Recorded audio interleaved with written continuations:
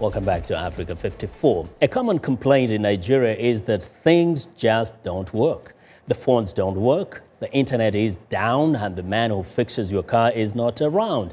In this climate of confusion, how does a savvy new internet company styled like Amazon.com manage to ship everything from lipstick to laser printers across that country? Heather Murdoch has the answer from Lagos. Lagos, Nigeria's biggest city, is famous for, among other things, bad traffic and internet scams.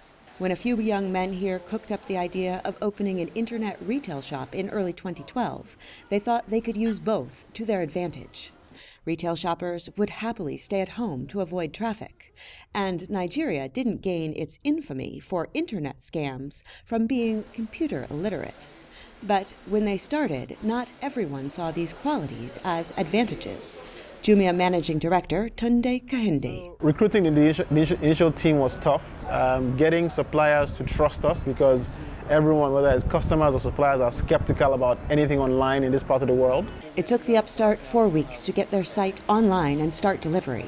But the one thing they couldn't do was convince Nigerians to enter their credit card numbers into the website, says Raphael Afador, another co-founder of Jumia. We're not going to grow by actually waiting for people to get comfortable with paying online. So we came up with pay on delivery, where we actually literally take the product to the person from our warehouse, and then the person pays once they see and touch the product. He says they started with 5 motorcycles and a dream to be the largest retailer in Nigeria, Africa's biggest market, with over 160 million people.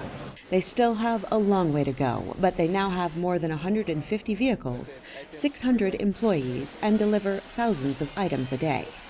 Like their Western counterpart, Amazon.com, Jumia sells a broad range of items, from shoes to booze.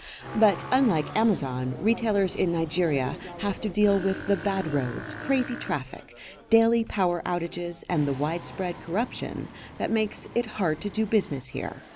Kehinde says Jumia has managed to grow fast because it has always factored in these challenges into its business plan. For example, they dispatch items on motorcycles so they can deliver to homes that aren't near viable roads.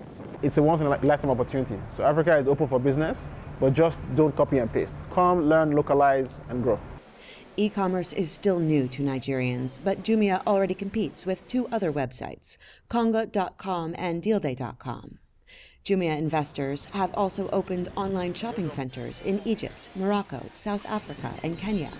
Jumia workers call themselves Jumians and are on average about 27 years old. Wealthy Nigerians from their parents' generation shop in London, they say. They hope their generation of rich and middle-class Nigerians will soon start shopping in Nigeria. Heather Murdoch for VOA News, Lagos.